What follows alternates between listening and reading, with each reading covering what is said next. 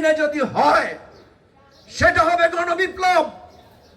আগামী দিনে যদি আবার রক্ত ঝরে, আগামী দিনে যদি আবার আমাদেরকে রাজপথে দাঁড়িয়ে দুহাত প্রসারিত করে বক্তব্য রাখতে হয়, তাহলে সেই বক্তব্য হবে নতুন সংবিধানের, সেই স্লোগান হবে, লড়াই হবে নতুন বাংলাদেশ গড়ার, এবং সেই বাংলাদেশ হবে বিপ্লবের মাধ্যমে, গণ অভ্যুত্থানের মাধ্যমে নয়। আপনারা কোথায় কোথায় নোট অফ ডিসেন্ট দিয়েছেন, সেই জিনিসগুলো আপনারা এখানে অন্তর্ভুক্ত করতে পারতেন, অথবা বলতেন যে আপাতত এইভাবে আমরা এটা পাশ করলাম, পরে আমাদের আরো মোর মডিফিকেশন আছে, সেটা আমরা সংসদের মাধ্যমে করব।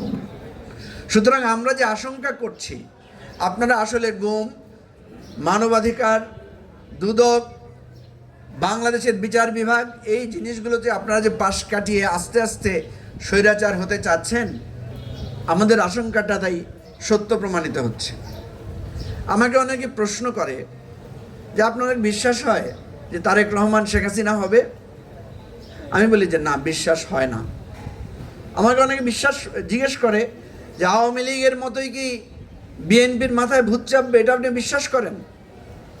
আমি বলি যে বিশ্বাস করতে চাই না, কারণ ওই দুঃসময়ে আমাদের বহুবার কথা হয়েছে, বহুবার স্কাইপে কথা হয়েছে, বহুবার ফোনে কথা হয়েছে। প্রত্যেকটি কথায় আমরা গণতন্ত্র, মানবাধিকার, আগামী দিনের একটা সুন্দর বাংলাদেশের স্বপ্নই মাননীয় বর্তমান প্রধানমন্ত্রীর কণ্ঠে উচ্চকিত হতে দেখেছি, উৎসারিত হতে দেখেছি। কিন্তু আমাদের তো ভয় হয়, অতীতে অনেকেই ভালো কথা বলে অতীত ভুলে গিয়েছেন। কেউ যদি অতীত ভুলে যায়, আমরা কিন্তু অতীত ভুলব না। তাহলে আমরা কি করব? আমি ইতিমধ্যে বেশ কয়েকবার বলেছি, তারেক রহমান যেইভাবে শেখ হাসিনার ফ্যাসিবাদের বিরুদ্ধে সংগ্রাম করেছিলেন, যে ভাষায় কথা বলেছিলেন, যেই কৌশলে আন্দোলনের নেতৃত্ব দিয়েছিলেন, আমরাও সেই পথই অনুসরণ করব। তিনি বলেছিলেন, take back Bangladesh from Hasina. আমরা জাস্ট হাসিনার নামের বদলে বর্তমান ফ্যাসিবাদের নামটাই বসিয়ে দেব। আমরা বলবো take back Bangladesh from BNP's fascism. কি বলেন, কৌশলটা কি খারাপ হবে? নিশ্চয়ই খারাপ হবে না।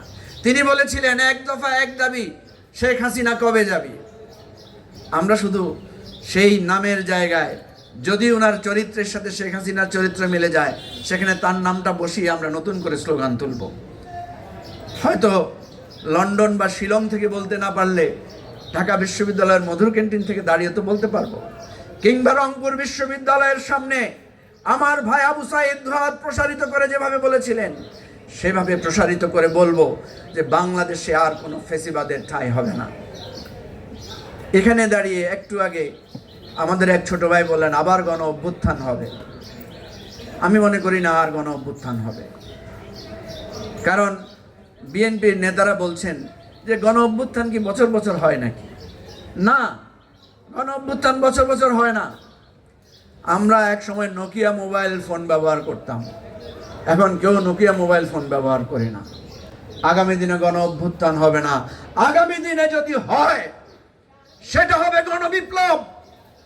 আগামী দিনে যদি আবার রক্ত ঝরে, আগামী দিনে যদি আবার আমাদেরকে রাজপথে দাঁড়িয়ে দুহাত প্রসারিত করে বক্তব্য রাখতে হয়, তাহলে সেই বক্তব্য হবে নতুন সংবিধানের, সেই স্লোগান হবে, লড়াই হবে নতুন বাংলাদেশ গড়ার, এবং সেই বাংলাদেশ হবে বিপ্লবের মাধ্যমে, গণ অভ্যুত্থানের মাধ্যমে নয়। অতীতে যে ভুল হয়েছে, আগামী দিনে সেই ভুল আমাদের পরবর্তী প্রজন্ম করবে না।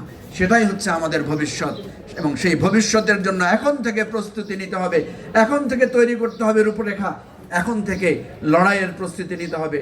তার আগে আবারও বলতে চাই, আমরা আপনাদের সাথে যুদ্ধ করতে চাই না, লড়াই করতে চাই না, বিপ্লব করতে চাই না। আমরা চাই সমঝোতার মাধ্যমে আপনারা যে প্রতিশ্রুতি দিয়েছিলেন, যে অঙ্গীকার করেছিলেন, সে অঙ্গীকার এবং প্রতিশ্রুতি বাস্তবায়ন করেন। আসেন, আর রক্ত ঝরানো নয়, সবাই মিলে সেই বাংলাদেশটা গড়ি যেই বাংলাদেশের কথা আপনি বলেছিলেন। You have a plan. আমরা চাই আপনার সেই প্ল্যানটা, সঠিক প্ল্যানটা করেন, কারো কুবুদ্ধিতে আপনি অন্য প্ল্যানিংয়ের মধ্যে ঢুকে যান না। সবাইকে ধন্যবাদ। আসসালামু আলাইকুম।